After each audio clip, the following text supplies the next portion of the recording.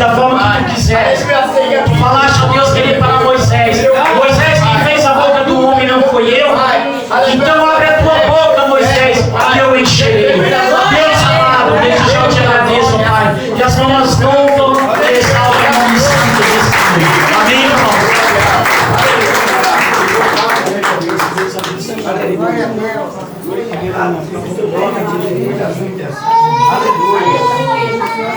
Glória a Deus.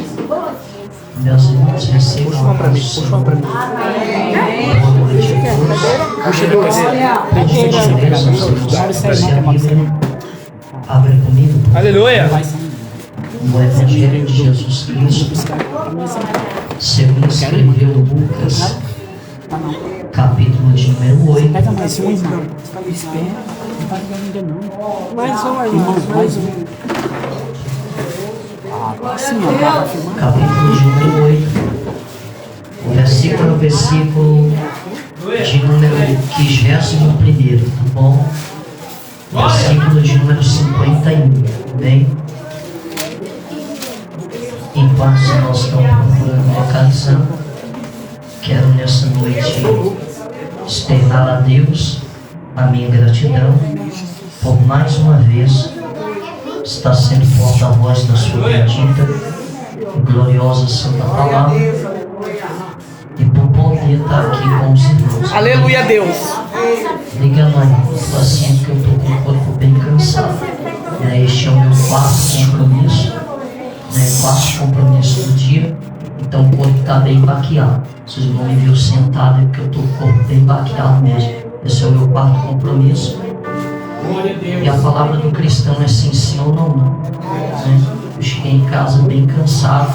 Minha mãe falou, você vai assim mesmo. Eu disse, eu dei minha palavra. Nem que eu chegue lá, eu prego um pouco meio rouco, mas eu vou lá dar o meu melhor. Aleluia! Capítulo de número 8, o versículo de número 51. A expressão do texto é essa: e entrando na casa de Jairo, não permitiu que ninguém entrasse, a não ser 3 pessoas: Pedro, Tiago e João, o pai da moça, a mãe da moça e a menina. 52. E todos choravam profundamente e disseram, não chorais, porque a menina não está morta, mas ela dorme. 53. E riram da cara de Jesus, porque sabiam eles que ela estava morta. 54. Mas ele, pegando pela mão, gritou, Talita, cumi, dizendo, levanta, menina. E o 55 a gente finaliza e diz, e o espírito voltou ao corpo, e ela levantou, e logo Jesus mandou que dessem alguma coisa de comer. E você se assente, por favor.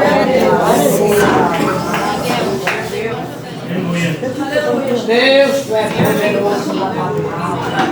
Irmãos, quero que você preste bem atenção, porque eu sou muito cabo pergunta, tá bom?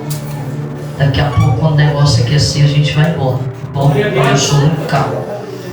Quando nós vamos olhar para a Bíblia Sagrada, nós vamos observar que o livro de Lucas, ele é composto entre um ciclo de 4 livros. Para os judeus e para nós pregadores é chamado de livro sinótico. Esses livros sinóticos são 4 livros. O primeiro livro é Mateus, o segundo livro é Marcos, o terceiro livro é Lucas e o quarto livro é João. Quando você vai pegar esses livros sinóticos, Mateus é escritor, Marcos é escritor, Lucas é escritor, João também é escritor. o escritor não tem nada a ver com o ator principal do livro, porque o ator principal do livro não é quem escreve. Quando você pega a biografia de Mateus, Mateus não é o ator principal. O ator principal é Jesus. Quando você pega o livro de Marcos, o ator principal não é Marcos, o ator principal também é Jesus. Quando você pega o livro de Lucas, você vai descobrir também que o ator principal não é Lucas, o ator principal é Jesus. João também é a mesma coisa. Por quê? É por isso que quando você pega os evangelhos, você vai descobrir que os evangelhos são escritos dessa forma: segundo escreveu Mateus, segundo escreveu Marcos, segundo escreveu Lucas e segundo escreveu João. Só que quando você pega a biografia dos livros sinóticos, os 3 livros, tirando Mateus, contém a característica de alguns animais. Quando você pega o Evangelho de Jesus Cristo, segundo escreveu Marcos, ele tem a característica de um leão. Quando você pega a característica de Lucas, tem a característica de um boi. Quando você pega o Evangelho, glória, quando você pega o Evangelho de Lucas, Lucas tem a característica de um boi. Todos eles contêm a sua característica. Só que quando você pega o Evangelho de Mateus, ele contém a característica de um homem. Ronaldo, aonde que estão essas características? Isso é para quem gosta de Bíblia. Livro do profeta Ezequiel capítulo 1. Você lembra quando o profeta Ezequiel capítulo 1 tem uma visão? E você lembra que ele diz que no meio dessa visão, ele tem, no meio de uma nuvem, ele vê a cor de uma âmbar, a âmbar é fogo, e no meio do fogo, ele viu sair seres viventes. Ele diz que nesses seres viventes, eles contêm 4 semelhanças: a primeira de um homem, a segunda de um boi, a terceira de uma águia e a quarta de um leão. Essas 4 características estão representando os 4 evangelhos, mas eu não quero falar sobre isso. Quando você vai pegar a característica de Lucas, você vai descobrir que Lucas tem a característica de um boi. Mas por que um boi? Porque quando você vai falar na cultura judaica de um boi, o boi ele fala da força, mas na cultura judaica fala do sacrifício. Que quando você vai pegar a vida de Lucas tem a característica de um boi. Me pergunte por quê? Porque na cultura judaica, quando um boi cresce, se você não entendeu o que eu vou falar, eu prometo que eu termino. Na cultura judaica, quando o boi cresce pelo alimento que lhe foi lhe dado, o seu dono vai lhe preparar uma cerca. E quando lhe prepara uma cerca, o seu dono vai montar em cima do boi. Quando monta em cima do boi, ele vai selar o boi com uma corda. Quando ele sela o boi com uma corda, ele vai jogar o jumbo em cima das costas do boi. Quando ele joga o jumbo em cima das costas do boi, a carpa da madeira vai começar a cortar as costas do boi. O boi vai começar a dar coice. Por quê? Porque o jumbo está pesado e está machucando. Olhe para cá. Só que o interessante é que na cultura judaica, mesmo o boi dando coice, o dono que está em cima do boi está dizendo: não vai adiantar você dar coice, porque você já está dominado. Deixa pra lá. Deixa pra lá que vocês vão entender. Isso aqui é a característica de Lucas. Por quê? Porque quando você pega a biografia de Lucas, em toda a história de Lucas está com um jumbo nos seus ombros, que é um fardo. Lucas está com um fardo no seu ombro e Lucas está dando coice. Por quê? Porque Lucas está dizendo pro dono: está pesado, não dá para chegar. Por quê? Porque na cultura judaica, todo boi, quando o fardo está pesado, ele começa a dar coice. E quando ele dá coice, ele está dizendo pro dono: o fardo está pesado e não tem como eu chegar no objetivo. Mas o dono está em cima dele e está dizendo para ele: pode até estar pesado, mas fica tranquilo, porque eu estou com o controle. Será que você pode entender isso aqui que eu estou dizendo? Eu vou repetir de novo para você poder entender. Há pessoas que entrou aqui dessa forma. Como? O fardo está pesado e você está dando coice. Meu Deus. E você está dizendo pro dono: eu sei que eu tenho um alvo, eu sei que eu tenho um objetivo, mas não dá para me chegar. Só que o dono que está em cima do boi está dizendo: eu sei que você está dizendo que o fardo está pesado, mas fique tranquilo, Porque o controle do teu fardo não está na tua mão, está na minha.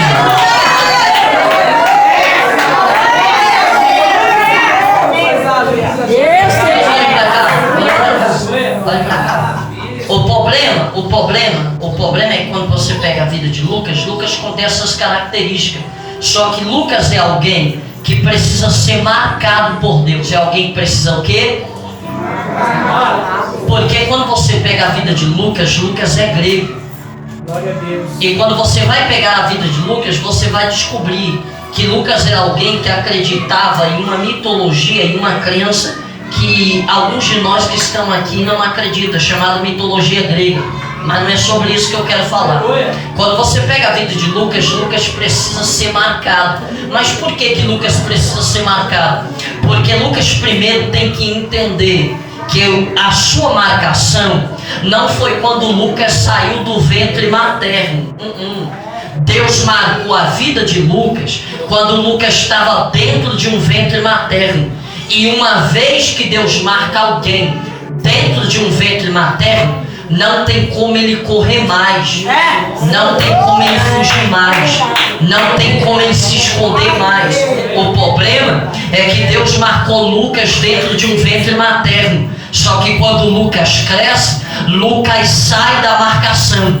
Mas mesmo Lucas saindo, mesmo Lucas correndo, mesmo Lucas se distanciando, mesmo Lucas trilhando caminhos que não era para trilhar, a mão de Deus vai atrás de Lucas. Mas por que a mão de Deus vai atrás de Lucas?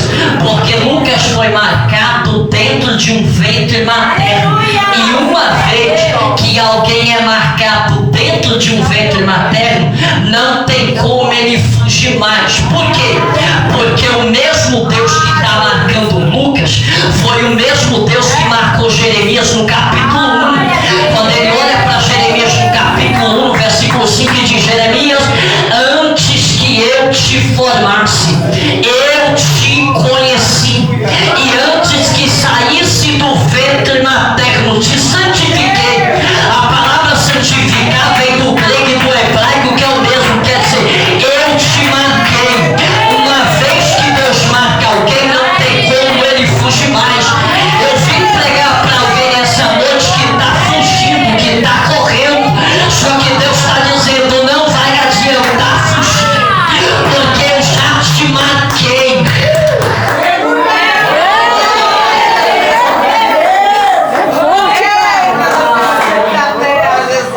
Lucas precisa ser marcado, mas vamos lá, eu vou prolongar um pouco, porque eu preciso entrar no texto. Quando você pega a vida de Lucas, você descobre que Lucas é alguém que precisa ser marcado. E Deus precisa deixar marcas na vida de Lucas. Só que Deus só vai deixar marcas na vida de Lucas por intermédio de alguém. Me pergunte quem? Paulo. Quando você pega a vida de Lucas, você descobre que para Lucas poder voltar para o caminho que um dia ele saiu por conta da marca, Deus precisa apresentar alguém. Porque o reino é conexão. O reino é o quê? O reino, olhe para cá, o reino não escolhe ninguém para ninguém. O reino une propósito. Então todos que vão entrar no meu caminho ou na minha vida é por um propósito. Olhe para alguém e diga: é por um propósito. Então diga para ele: para de pensar que quem entra na sua vida para te prejudicar não é propósito, é propósito. Olha para cá, nós temos um costume meio errado. Porque quem pensa pequeno pensa errado. É verdade, Deus. Nós temos um pensamento errado. Qual? De que todas as pessoas que entraram no nosso caminho para nos prejudicar, nos prejudicaram. Quando você pega a Bíblia Sagrada, você descobre que quem entra no meu caminho me prejudica, só me empurra por propósito.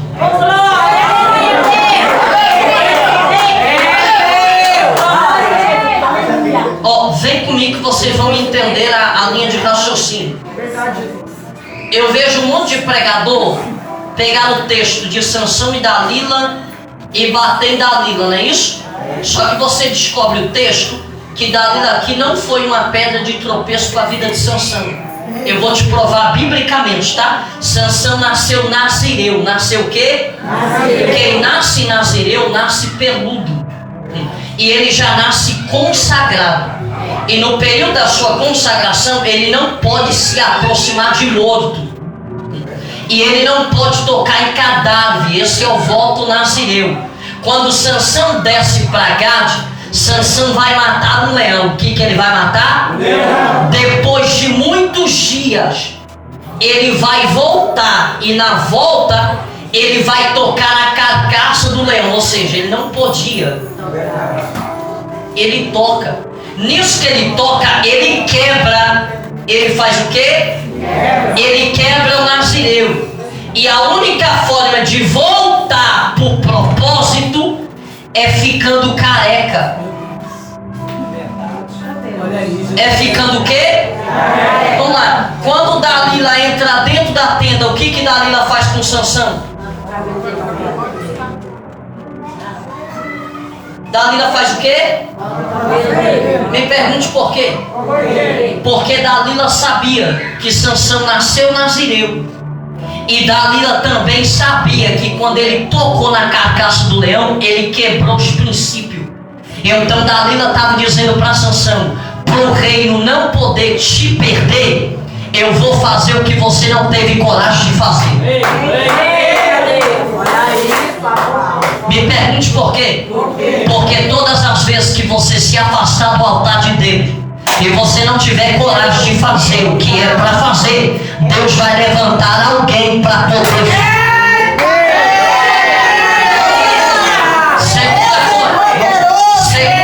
Segunda coisa.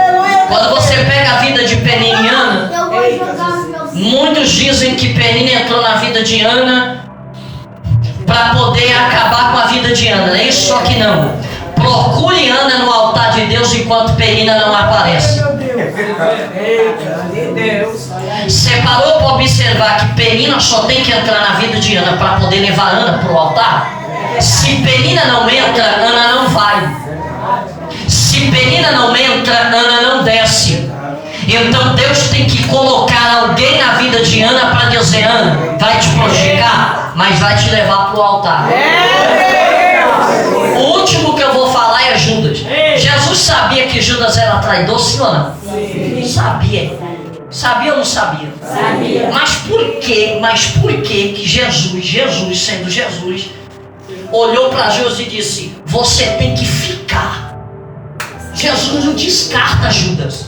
Diz: você tem. Porque Jesus sabia que se Judas não ficar, Jesus nunca vai chegar no propósito. Então Jesus entende: Judas, tem que ficar. Você vai me trair, mas você tem que ficar. Se eu tirar você do ciclo dos discípulos, eu nunca vou chegar no propósito. Então você tem que ficar. Olhe para alguém e diga: Deus sempre vai deixar alguém no teu caminho só para te empurrar para o propósito.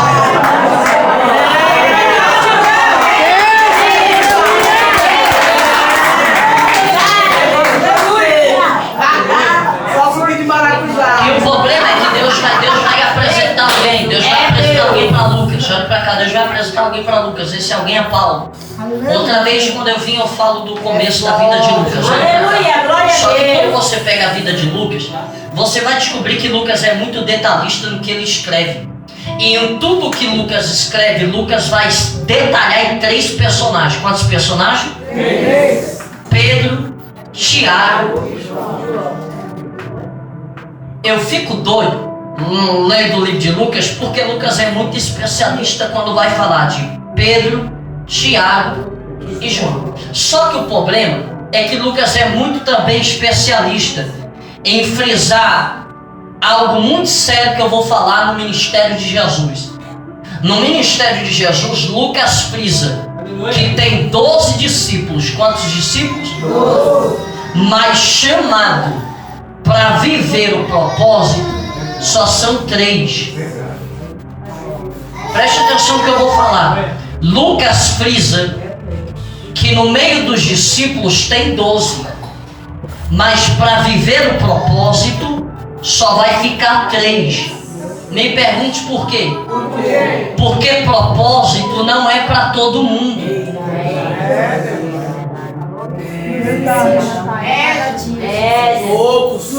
posso falar isso aqui? Eu posso falar isso aqui? Propósito vai doer, mas daqui a pouco cura, segura.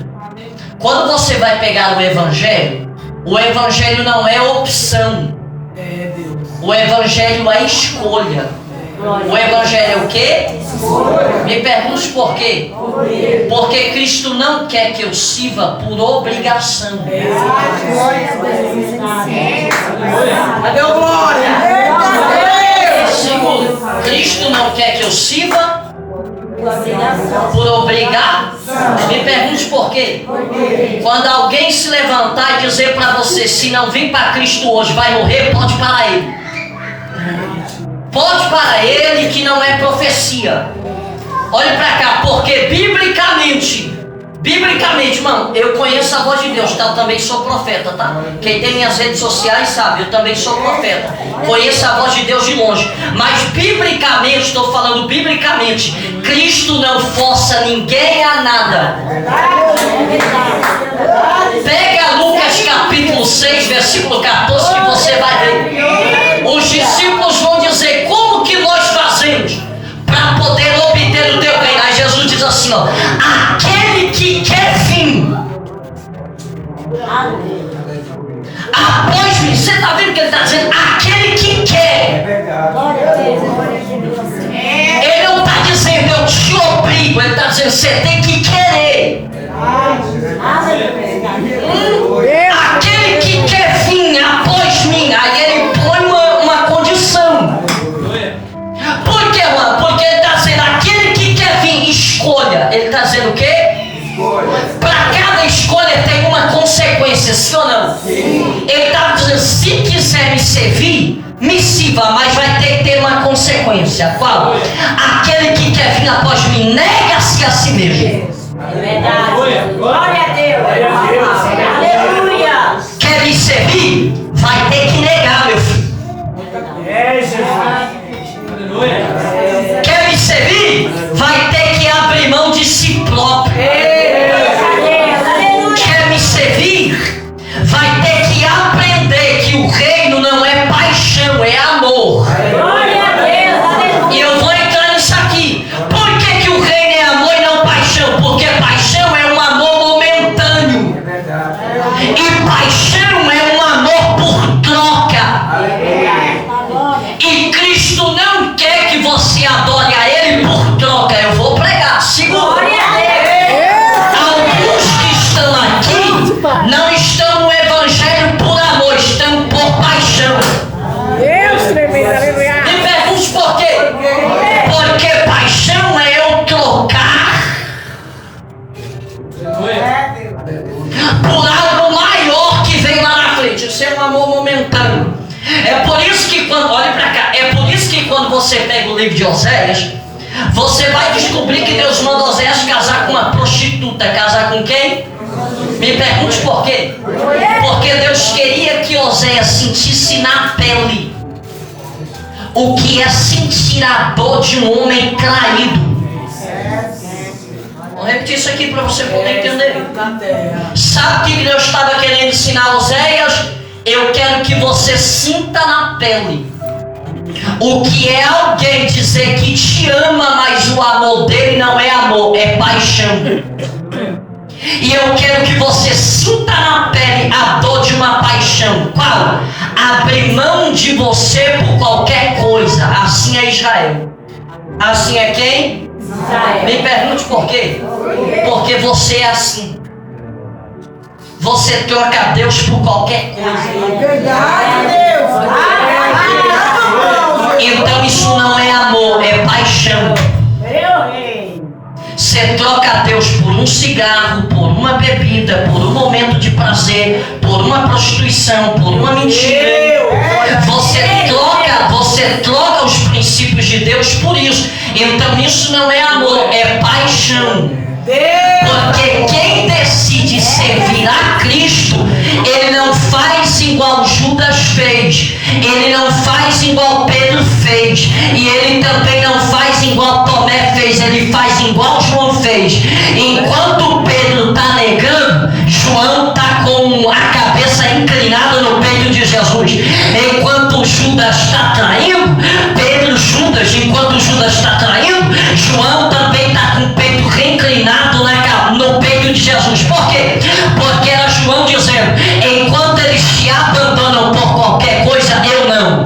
Aonde o Senhor for, eu vou. Se o Senhor parar, eu paro. Se o Senhor continuar, eu continuo. Se o Senhor for para a cruz, eu também vou. Se o Senhor perder a cabeça, eu também perco. Eu sei que a palavra é doída, irmão, né? Eu sei que a palavra é doída, mas eu estou pregando para quem ama a palavra, não é para quem é paixão.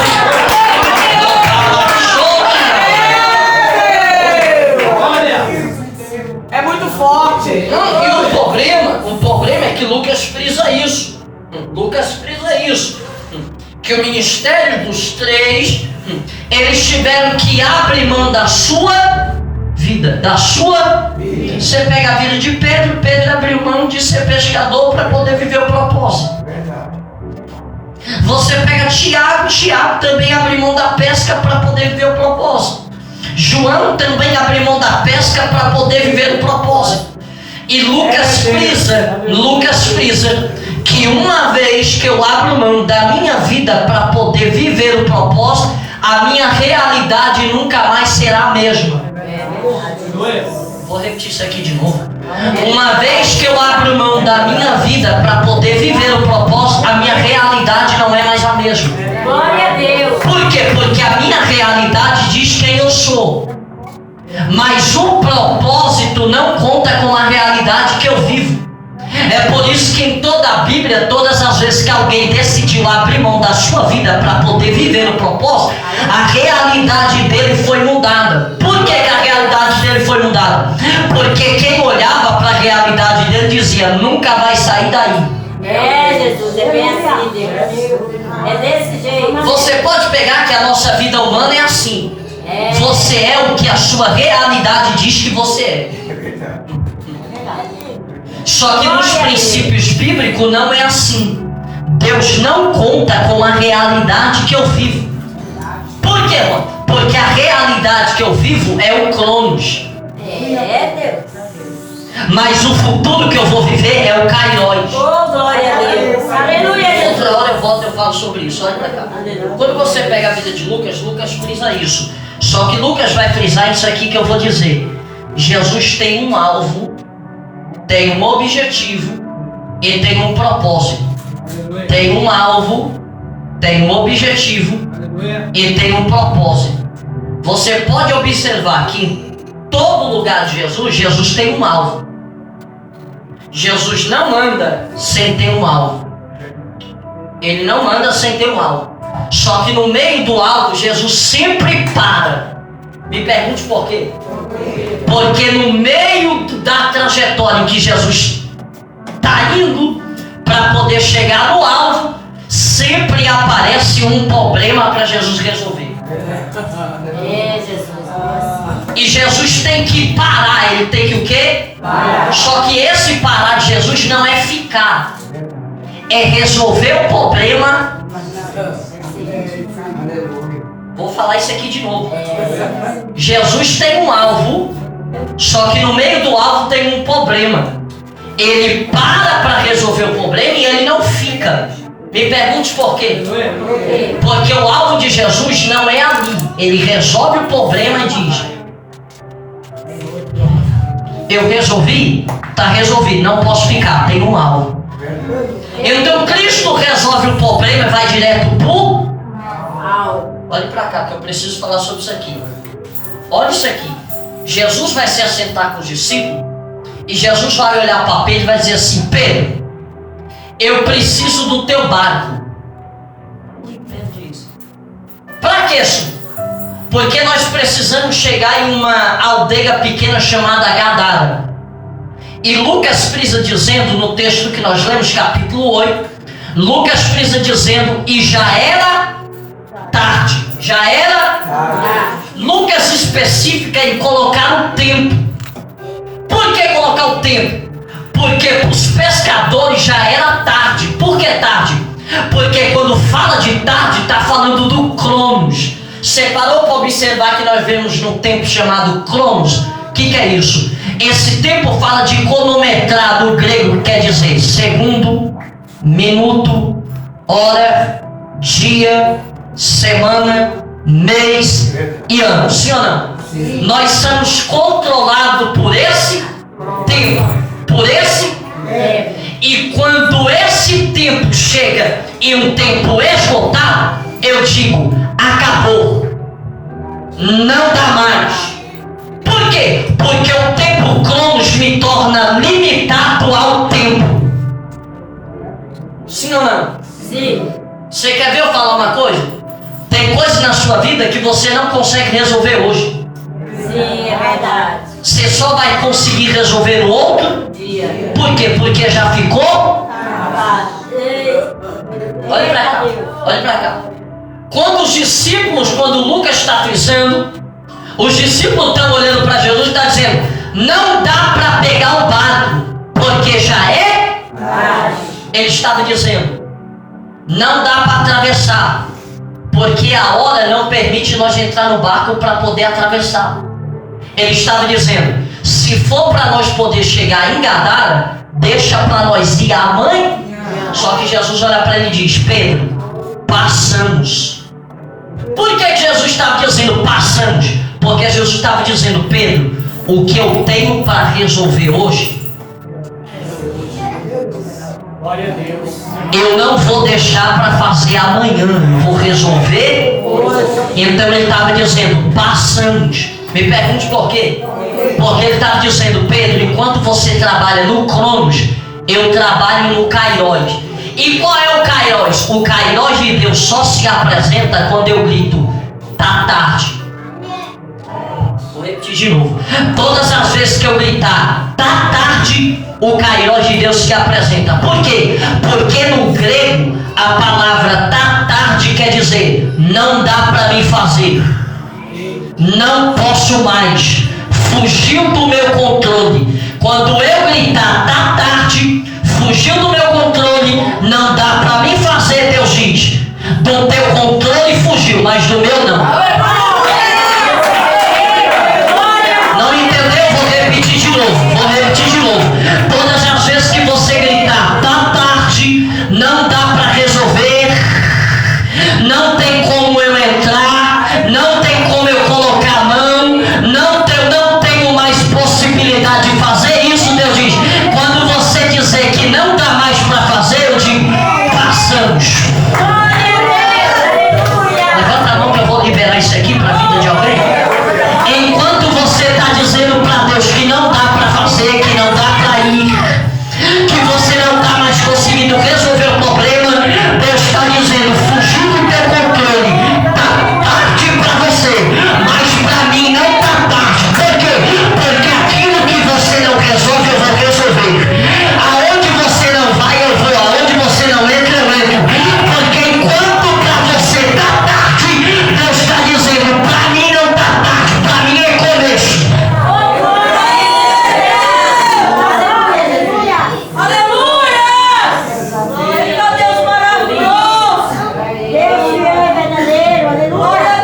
Olha pra cá, eu dei essa volta toda porque eu queria chegar aqui.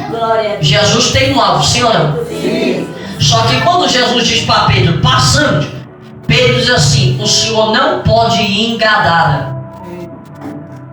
O alvo de Jesus é para onde? É ir para onde? Jesus disse: olha, eu preciso do teu barco, porque eu tenho que atravessar e eu tenho que ir em Gadara. Cristo não perguntou para Pedro se ele podia ir.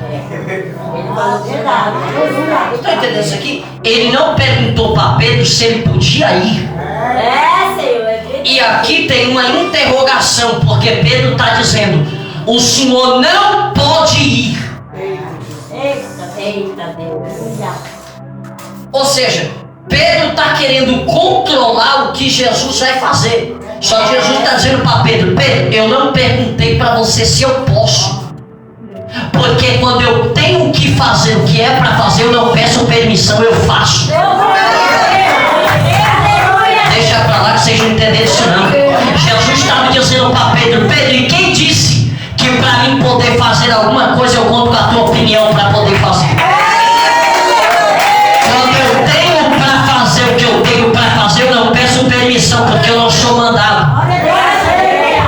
Eu não recebo ordem. Ai, diga para alguém: Deus não recebe ordem de ninguém. É por isso que quando Deus quer fazer, Deus faz e acabou.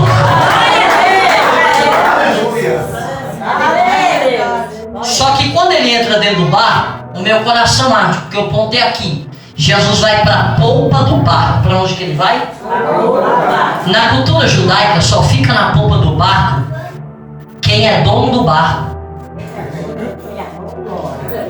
O dono do barco não é Pedro. O dono do barco não é Jesus, é Pedro. Mas por que Jesus vai para a polpa do barco? Porque Jesus, ele não visa o presente. É forte, Deus. Ele visa o futuro. Por isso que ele vai para a polpa do barco. Por quê? Porque quando ele vai para a polpa do barco, ele está dizendo para Pedro: Pedro, se você ficar na polpa, nós não vamos atravessar. Mas se eu for para a polpa, nós atravessamos. Me pergunte por quê? Porque isso aqui é uma mensagem cristocêntrica. Por que é uma mensagem cristocêntrica? A nossa vida é como um barco que é composta dentro de um oceano que às vezes não tem direcionamento. E quando Cristo está indo para a polpa do barco, Cristo está dizendo para Pedro: Pedro, eu estou tomando o direcionamento da tua vida. Deixa para lá, que outra hora eu volto para falar sobre isso. Jesus vai para a polpa do barco, e na polpa do barco o texto diz que ele dorme. Ele faz o quê? Olha para cá. E o texto diz que enquanto Jesus dorme, há uma grande Tempestade. Não, eu fiquei doido lendo isso aqui, porque o meu coração ardeu. Pedro conhece de mar, sim ou não? Porque é pescador, sim ou não?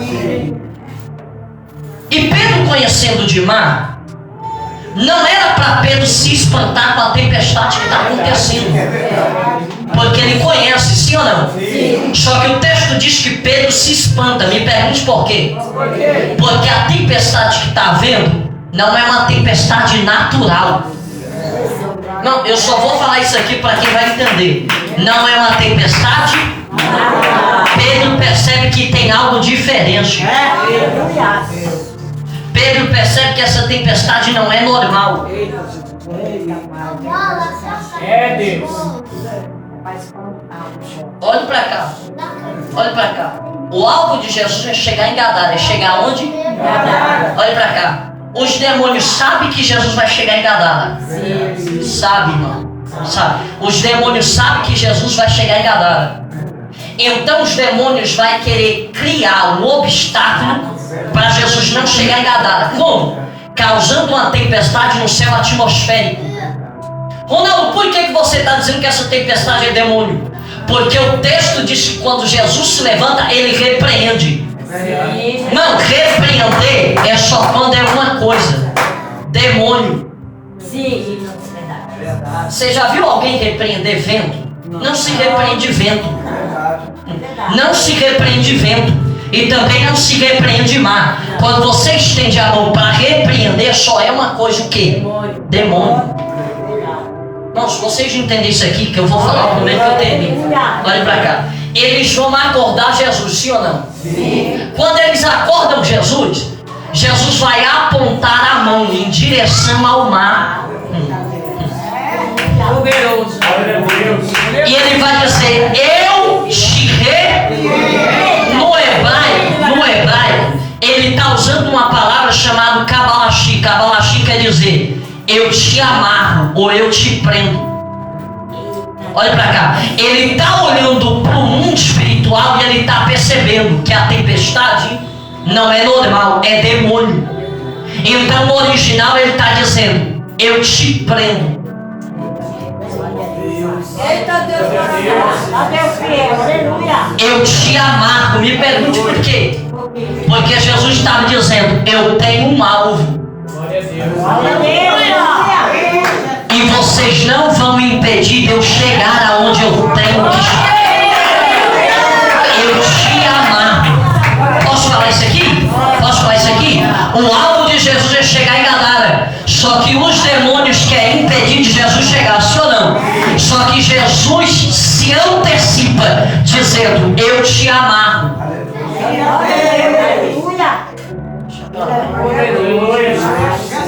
Pegue na mão de alguém. Pegue na mão de alguém e diga para ele: Jesus tem um alvo. E o alvo é chegar na sua casa. Só que no meio do caminho, os demônios não querem deixar Jesus chegar. Só que diga para ele: hoje é noite de você pegar o travesseiro, dormir tranquilo, porque Jesus está amarrando demônios para dizer: eu amarro os demônios porque eu preciso chegar na tua.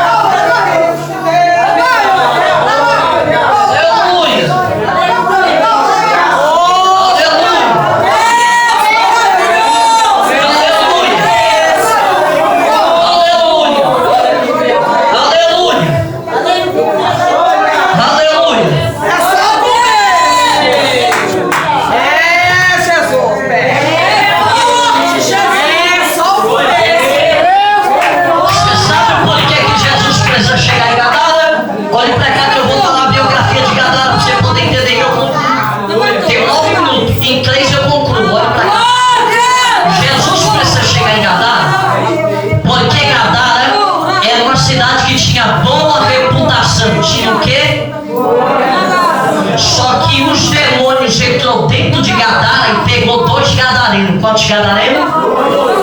Na primeira vez que os demônios pegou os dois gadarenos, eles entraram na cidade, bagunçaram a cidade, e a população foi procurar o império político para poder fazer alguma coisa. E o império político mandou guardas chegaram na cidade, amarraram os 2 gadarenos. Fizeram o quê? Amarraram. E a população gritou e disse: resolvemos o problema. Está resolvido o problema. Só que quando foi à noite, Glória a Deus. o demônio que estava neles tinha tanta força que diz o texto que eles se soltaram das cordas, entraram dentro da cidade de novo e bagunçaram a cidade. Aí a população pela segunda vez corre para o império político. Quando chega no império político, disseram: não deu certo as cordas. Então disseram: se não deu certo as cordas, vamos prender com algema. Prenderam eles com algema e disseram: resolvemos o problema. Aí quando chegou a noite, os demônios que estavam aprisionados quebrou as almas, entrou para dentro da cidade e bagunçou a cidade de novo. Aí a população corre de novo para o império político. Quando chega lá, diz: não deu certo também as algemas. Aí disseram assim: já sei, vamos prender dentro das cadeias. Quando prenderam eles dentro das cadeias, disseram: resolvemos o problema. Quando foi à noite, eles também quebraram as cadeias. Glória a Deus. Foi de novo para o império político e disseram: as cadeias também não deu? Então disseram: já sei, não vai falhar. Prendemos a mão e os pés com agrilhões e colocamos dentro do cemitério. Está resolvido. Quando chegou a noite, o demônio se manifestou nos 2 gadarenos, quebrou os agrilhões, voltou para a cidade, bagunçou a cidade toda. Aí a população tentou de tudo para parar eles e não conseguiu. Então a população disse: não tem mais o que fazer, vamos aceitar a situação. E quem aceita a situação se conforma, porque não tem mais o que fazer. E aqui eu concluo. Só que no meio da população tem alguém. Olha pra cá que é aqui que eu queria chegar. No meio da população tem alguém. E esse alguém é alguém que está inconformado. E esse alguém inconformado está fazendo oração igual alguns que estão aqui faz. Está gritando, dizendo: nos socorre, porque não conseguimos mais resolver o problema. E só há uma forma. Não tem outra, só há uma forma que faz Jesus parar tudo o que está fazendo para poder ir no alvo. O que, mano? Oração de alguém inconformado. Alguém inconformado é alguém que não aceita a situação. Só que olhe para alguém e diga: tome cuidado. Porque alguém inconformado sempre quer pagar o mal com o mal.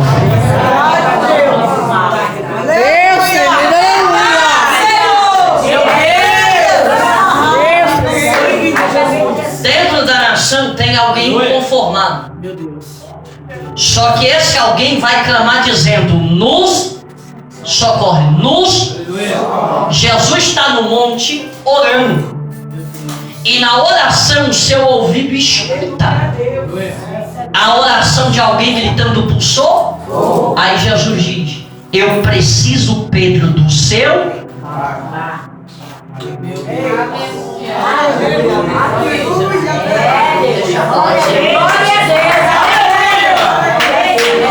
Tem alguém na cidade gritando por socorro. Jesus escuta do outro lado e diz: tem alguém inconformado. E esse alguém inconformado está me gritando por socorro. Deus disse: eu tenho que ir lá. E nada vai impedir Deus chegar. Era para você já ter entendido, mas deixa. Quando Jesus chega em Gadara, quando ele pisa o pé em Gadara, olha para cá, quando ele pisa o pé em Gadara, eu estou dizendo o texto, tá? O texto diz que os demônios correram. Não foi Jesus que foi atrás dos demônios. Porque quem tem a essência do Espírito Deus, aleluia.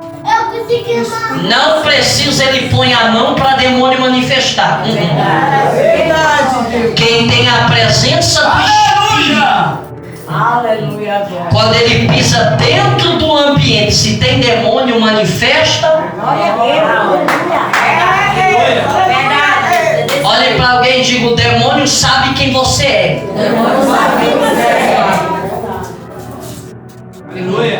Verdade, Deus. Eu estou dizendo o texto, tá? Paulo está pregando em uma aldeia pequena, e o texto diz que lá tem uma mulher chamada Lídia. Chamada quem? Lídia. O texto diz que dentro dela há um demônio chamado espírito pitão. O que é isso? O espírito da adivinhação.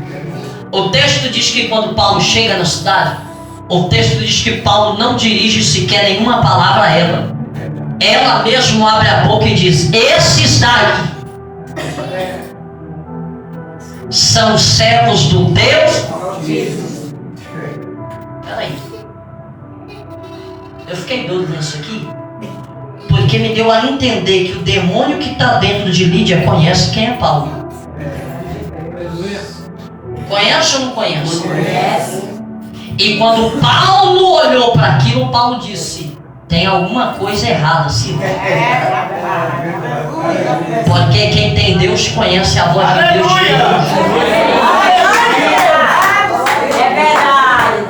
Paulo estendeu a mão e disse: sai dela, espírito maligno. Eu concluo aqui. Esse alguém que está inconformado dentro de Gadara, a inconformação dele é só para que Deus entre dentro da cidade e liberte. Mas e quando a Bíblia fala de alguém inconformado que não quer que Deus liberte nem salve, quer que Deus mata? Verdade, Senhor. Quem que é esse, Ronaldo? Jonas. Você sabe por que Jonas não quer ir para Nínive?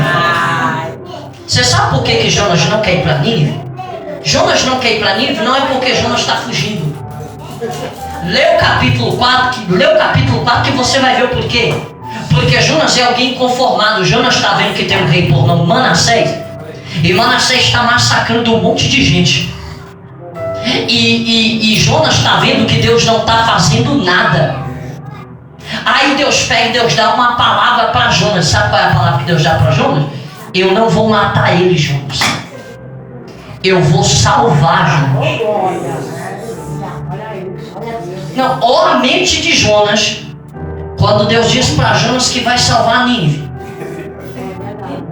Jonas olha para Nínive e diz: Senhor, peraí, o Senhor está dizendo para mim que esse povo aí matou metade do teu povo, e o Senhor está dizendo para mim que não vai ferir eles, o Senhor está dizendo para mim que vai salvar. Eu não quero que o Senhor salve, eu quero que o Senhor mate. Aí Jonas sabe que a palavra que Deus deu para ele vai salvar, e ele não quer que Deus salve. Aí sabe o que ele faz? Ele entra dentro do navio, e de vez de ir para Nínive, ele pega o navio para ir para Tarso. Quando chega em Tarso, por isso que eu disse que alguém inconformado sofre as consequências. Sofre o quê? As consequências. Olha para cá que o que eu vou falar é muito sério e eu concluí. O meu coração arde porque o texto diz que dentro do barco Deus permitiu uma tempestade e Jonas vai parar dentro de um grande... Não é baleia, tá? É um grande peixe.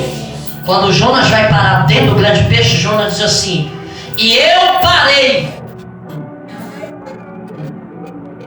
dentro de um lugar, dentro da barriga do grande peixe, que eu comparei como se fosse o inferno. Como se fosse o quê? Me pergunte por quê. Jonas não queria que Deus matasse Nínive. Não, olha pra cá. Jonas não queria que Deus matasse Nínive. Então cabe a Deus a colocar Jonas na beira da morte. Por que na beira da morte, mano? Porque na nossa vida há um bloqueio. Me pergunte qual. Deus disse assim para Abraão: aqueles que te abençoar, mas aqueles que te amaldiçoar, me pergunte por quê. Lei do retorno. Se eu quero um mal para alguém, Deus vai trazer o mal para mim de volta. É verdade. Eu posso falar isso aqui que Deus falou para mim? Pode falar. Isso aqui é muito sério. Existem pessoas aqui no nosso meio que está colhendo lei da semeadura.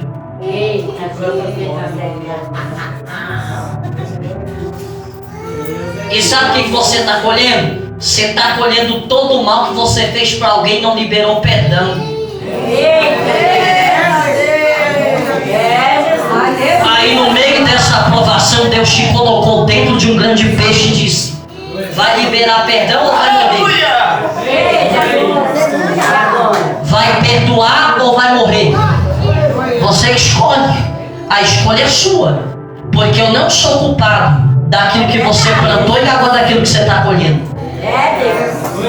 Sabe qual é o problema? É que você tem um mau hábito de dizer que tudo é Deus e tudo é o diabo. E você é o santo, não é culpado de nada. Diga para alguém: se prepara. Porque você foge de tudo, mas você não foge da colheita. E quando a colheita bater na porta da sua casa, é melhor que se você se arrependa antes, porque senão a colheita pode matar alguém que você ama.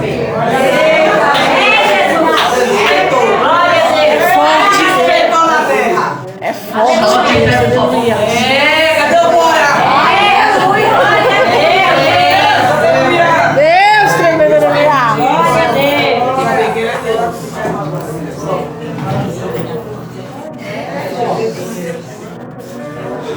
Aí o texto diz que Jesus sai de Gadara, pega o percurso para ir até a casa de Jairo.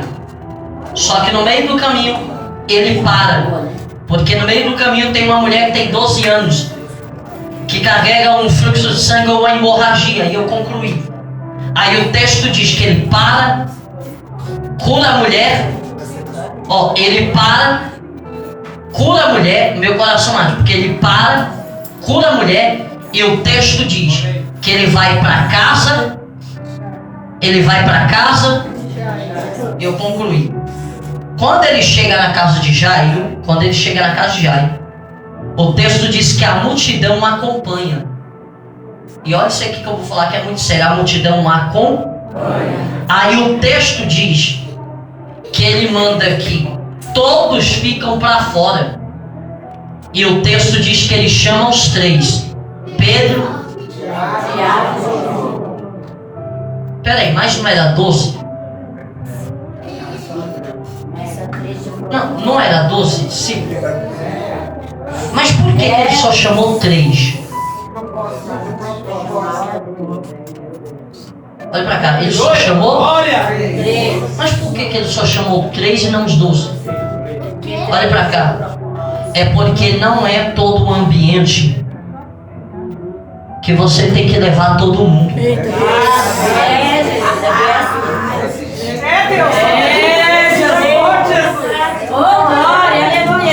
Olha pra cá, que eu vou por aqui. E também não é todo o ambiente que Deus te quer. Posso falar isso aqui? Olha pra cá, quando Deus chama alguém e ele amadurece, Deus não quer ele em todo o ambiente. Glória a Deus, aleluia, Jesus. É verdade. E Deus também não quer ele andando com todo mundo. Deus escolhe pessoas. Ele escolhe o quê? Me pergunte por quê? Porque aquilo que for atrapalhar de eu viver o que é para viver, Deus manda para longe. Mas o que é para ficar, fica e não vai embora. Olhe para cá. Olhe pra cá. Quando alguém foi embora da sua vida, não questione por que foi. É porque não era para ele ficar. Porque tudo que é para ficar permanece. Mas o que não fica, Deus tira.